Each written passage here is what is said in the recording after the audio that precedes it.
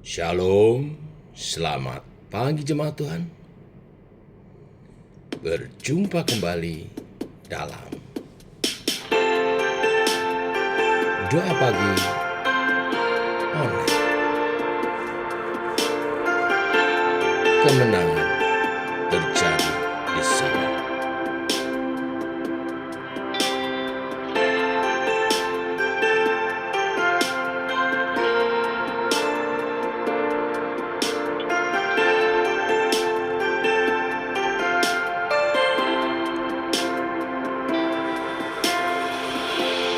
Ku menyembah dalam kudus hadirat-Mu, hampiri tata kasih karunia-Mu Bapa.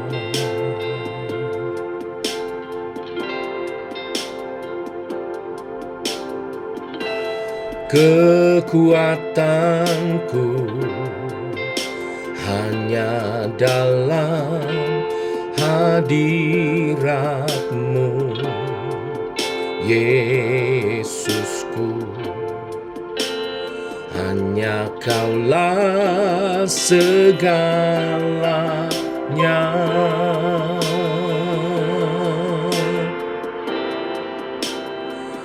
Ku yakin Kau hadir di sini. Ku rasakan kuasa yang tak terbatas. Ku yakin Kau nyata di sini.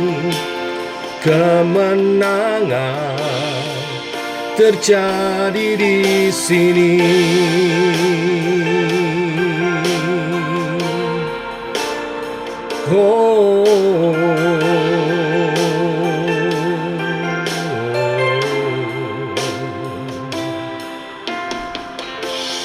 Ku menyembah dalam kudus hadirat-Mu, hampiri tata kasih karunia-Mu Bapa.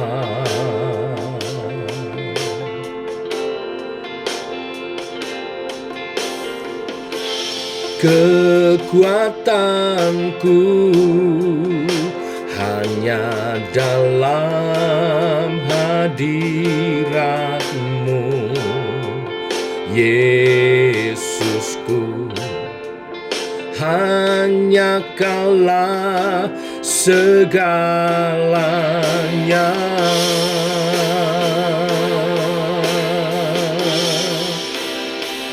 Ku yakin Kau hadir di sini. Ku rasakan kuasa yang tak terbatas. Ku yakin Kau nyata di sini. Kemenangan terjadi di sini. Segenap jiwaku memuji-Mu. Sungguh besar Kau, Yesusku. Segenap hatiku menyembah-Mu. Kau besar, Kau besar, Kau besar, Kau besar.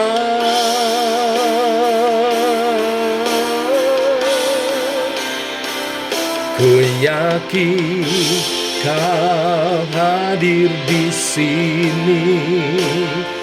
Ku rasakan kuasa yang tak terbatas. Ku yakin Kau nyata di sini. Kemenangan terjadi di sini. Kesembuhan terjadi di sini. Kelepasan terjadi di sini. Oh,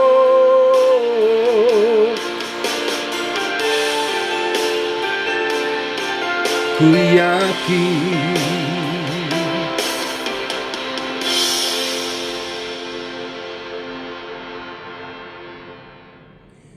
Tiba waktunya untuk kami merenungkan firman-Mu. Firman-Mu lah suluh dan terang bagi jalan kami. Berfirman Tuhan, terangi jalan kami, tuntun langkah kami oleh kebenaran firman yang sebentar kami renungkan. Dalam nama Tuhan Yesus Kristus.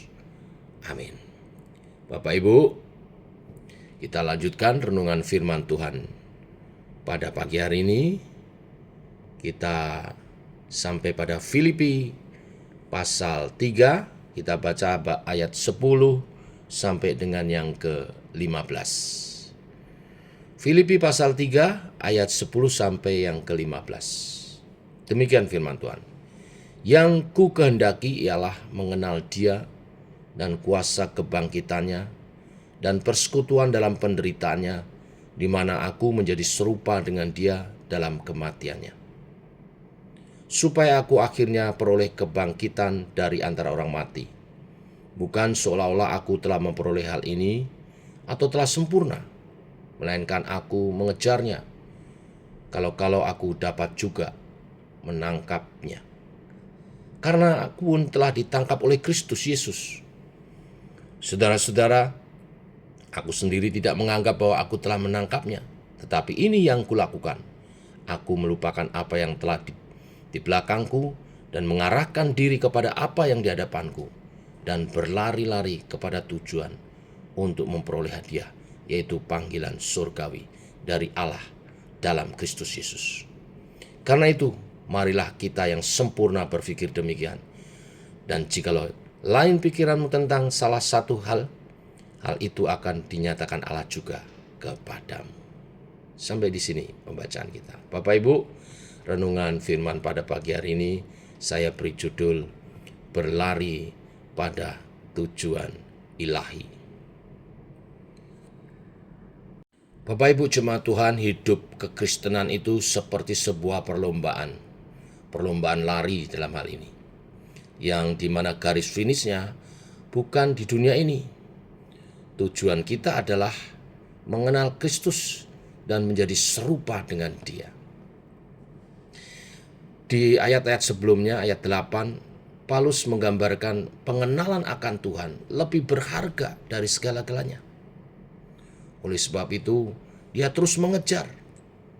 Dia pakai istilah berlari pada tujuan, seperti seorang yang sedang lari dalam sebuah olimpiade. Seperti seorang pelari maraton di jarak 500 meter terakhir. Dia sudah begitu kelelahan, mungkin kakinya hampir kram, perutnya kejang, hampir muntah, tetapi dia tetap berlari karena garis finishnya sudah kelihatan. Banyak orang Kristen berhenti di tengah jalan. Alasannya lelah, kecewa, sibuk, atau rasanya sudah tidak perlu mengejar lagi apa-apa. Bapak Ibu jemaat Tuhan, Tuhan tidak memanggil kita untuk santai-santai. Dia memanggil kita untuk berlomba terus sampai garis akhir, berlari sampai pada tujuan ilahi. Yang pertama, tujuan ilahi itu adalah mengenal Kristus dan kuasa kebangkitannya. Sebuah perlombaan harus ada tujuannya yang mau dicapai, garis finish yang mau dicapai, yang mau dimenangkan. Nah, yang mau dicapai tujuan kita di dalam pertandingan ilahi adalah mengenal Kristus dan kuasa kebangkitannya. Ayat 10-11 saya kutip sekali lagi. Yang kukehendaki ialah mengenal Dia dan kuasa kebangkitannya. Mengenal bukan hanya tahu tentang Tuhan, tetapi dalam arti mempunyai hubungan pribadi dengan Tuhan. Jadi tujuan kita berlomba secara imani, secara ilahi di dalam Kristus adalah supaya kita memiliki hubungan pribadi dengan Tuhan. Kita mengenal Tuhan, Tuhan mengenal kita. Dan kuasa kebangkitannya.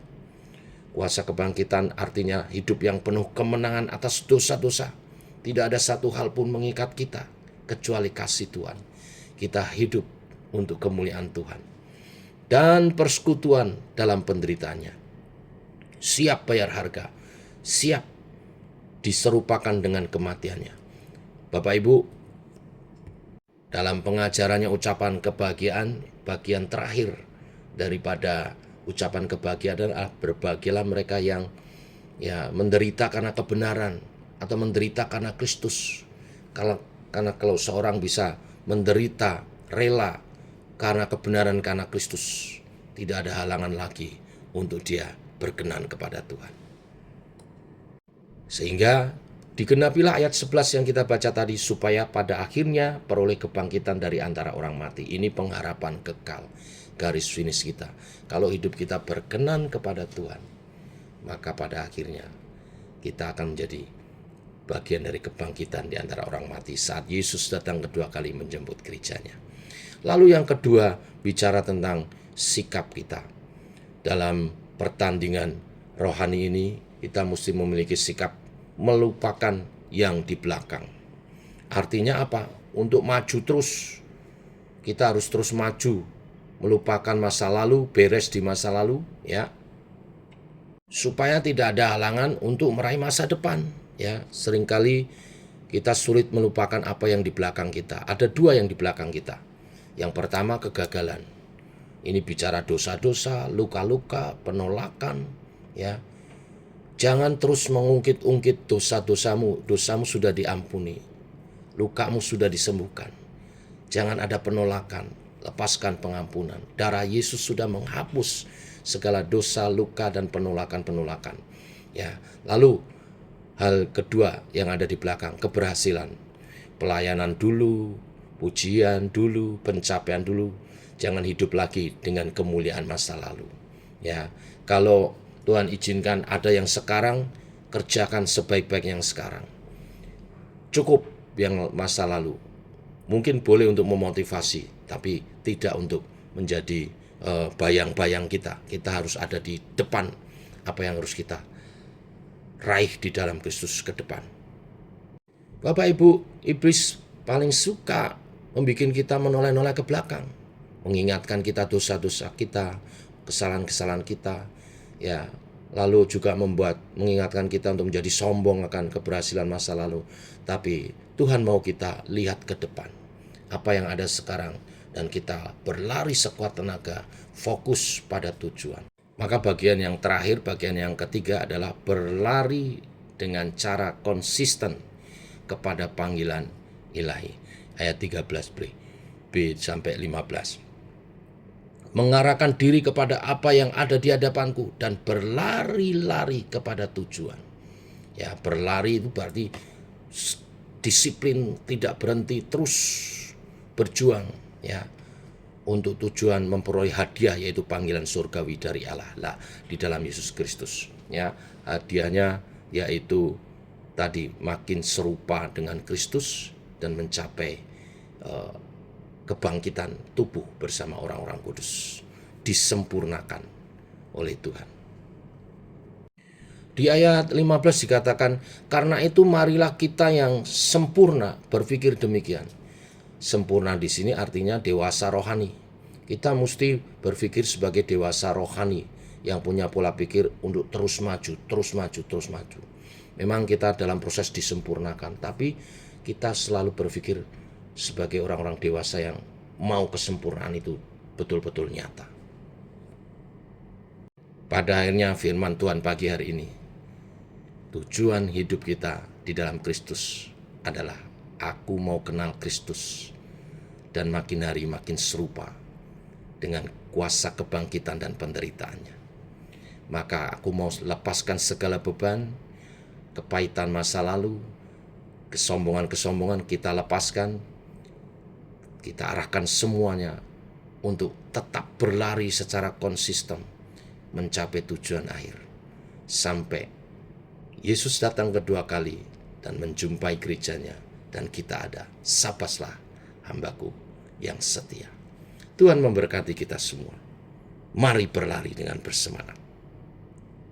Mencapai tujuan akhir, panggilan surgawi. Makin serupa dengan Kristus saat Yesus datang kedua kali. Kita ada. Mari kita berdoa.